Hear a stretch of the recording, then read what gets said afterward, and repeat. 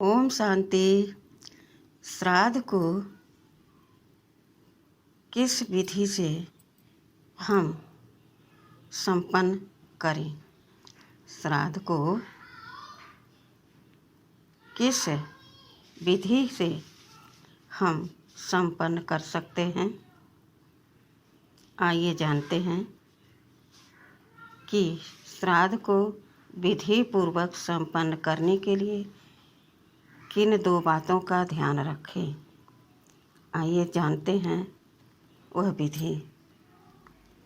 आज सभी श्राद्ध कर रहे हैं, सभी पितरों को दान दे रहे हैं, लेकिन सोचते हैं कि हम क्या करें कि हमारे पितरों की आशीर्वाद हमें मिल जाए, उनकी दुआ हमें मिल जाए, क्योंकि पितर तो दिखाई नहीं दे रहे हैं और हम स्थूल धन जो दान कर रहे हैं वो किसी को भी दान कर रहे हैं, तो केवल वहीं तक सीमित हम रहकर यह सोच लेते हैं कि हमारा यह काम था, हमने वो काम कर दिया। लेकिन भाव को देखो, जब तुम्हारे भाव जहाँ जाएंगे तो तुम्हें वहाँ की ब्लेसिंग ज़रूर मिलेगी। तो पहला, जब हम भोजन बनाएं तो शुद्धता से बनाएं, भगवान की याद में बनाएं। टीवी देखते हुए, मोबाइल देखते हुए, बात करते हुए, टेंशन मन में लेकर हम जब भोजन बनाएंगे तो सोचिए उस भोजन में कौन सी शक्ति समा रही है। तो इस बात का विशेष हमें ध्यान देना है। और दूसरा, हम भोजन विधि पूर्वक बहुत प्यार से, सम्मान से भगवान को स्वीकार कराएं। भगवान जब स्वीकार कर लेते हैं तो वही भोग भगवान से ही कहें कि हे भगवान, हे परमपिता परमात्मा, जो हमारे घर से आत्माएं चली गई हैं, वो कहीं भी हैं, उनको यह भोग स्वीकार हो, आप उन्हें यह भोग पान कराओ। वह भोग ऑटोमेटिक वहाँ तक पहुँच जाएगा। जब आप भोग बना रहे हो और सोच रहे हो कि कोई ब्राह्मण नहीं है तो कौवे को खिला दें, तो कौवे से आशीर्वाद मिल जाएगा, शायद पितरों तक मेरा भोग पहुंच जाएगा।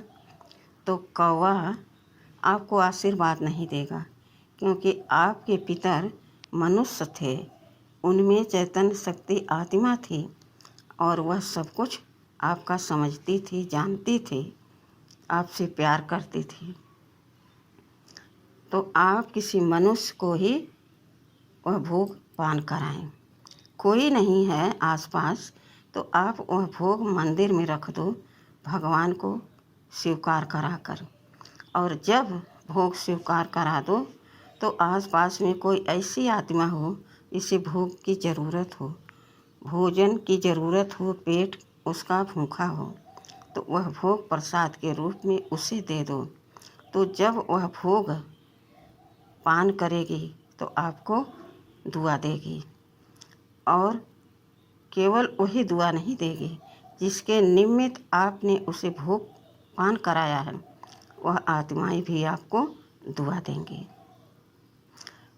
तो ऐसे हम श्राद्ध की विधि पूर्वक नियम को निभाते हुए अपने पितरों का आशीर्वाद लेना है और पितरों से संतुष्ट होकर यह कहना है कि आज मैं आपसे तृप्त हो गई हूँ, आपने जो आशीर्वाद दिया है, अब हमें किसी बात की कोई चिंता नहीं।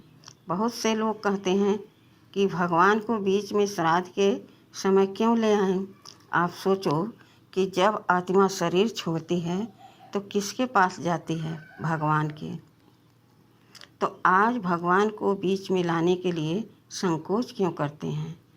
भगवान को जब स्वीकार कराया हुआ भोग उन पितरों तक जाएगा तो कितनी शक्ति, कितनी महानता आएगी, और वह भोग फिर हम भी प्रसाद के रूप में पान करेंगे तो हमारा घर परिवार, हमारे पितर सब सुखी, सब संपन्न, संतुष्ट बन जाएंगे। ठीक है। ओम शांति।